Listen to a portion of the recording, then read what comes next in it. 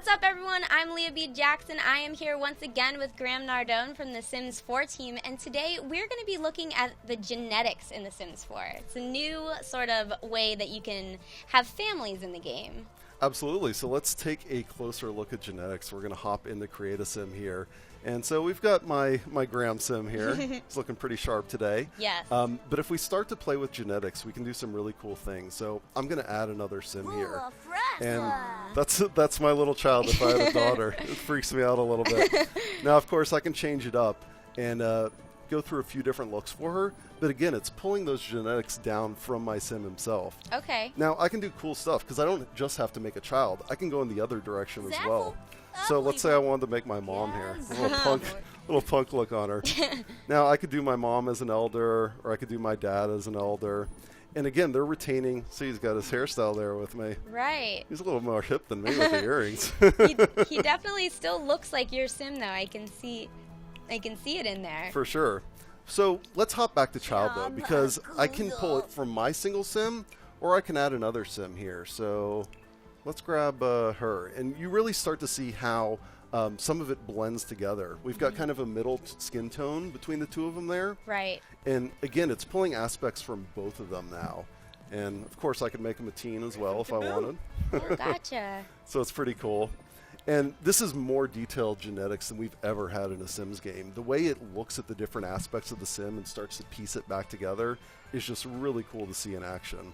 Or if I had a daughter here. Oh, yeah, awesome. Going for the Miley Cyrus haircut. Yeah. But I love the way the genetics come together. And of course the last one, if we could actually randomize it as well. So okay. Just pulling in a random Sims look for my daughter, or back to a son here. So lots of ways that you can combine genetics, really play together with them. I could even do like my sister, this one's probably the freakiest one to me. So if I go in here and do a sibling, it's like there's my sister potentially. Oh my gosh. Or a twin of me. Right. And then once you create, really freaky. Yeah, I know, it must be. So once you sort of create these, either your child or your sibling or your parents, how do they go into the game, and how can you interact with them? Well, she's right there with my family now. So let's say I didn't like the outfit that was given to her. Of course, I can go back and adjust that at any time. You still have full control over your Sims. If I want to go and set up their personality again, let's make her a computer whiz if I wanted to. Give her a few different traits. Childish. Probably playful if she's going to be my sister. Cheerful. We'll go for that one, and the goofball.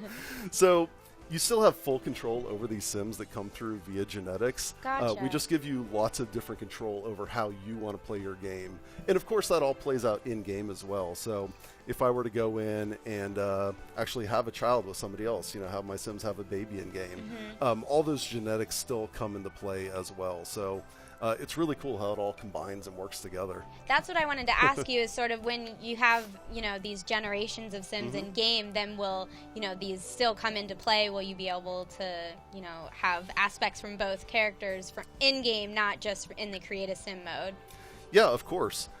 So when you're actually playing through, over those multiple generations, you're going to see a lot of those traits and aspects of their genetics carry on through the family line. Oh, cool. So generational play is a big thing for us. That's awesome. That's not my sister, I hope. I was going to say, your sister is getting more and more frisky as the randomizing goes on. That's right. Well, that's really cool. I'm definitely looking forward to The Sims 4. Thank you so much for showing us this closer look at the genetics. Absolutely. For more on The Sims 4, stay tuned to IGN.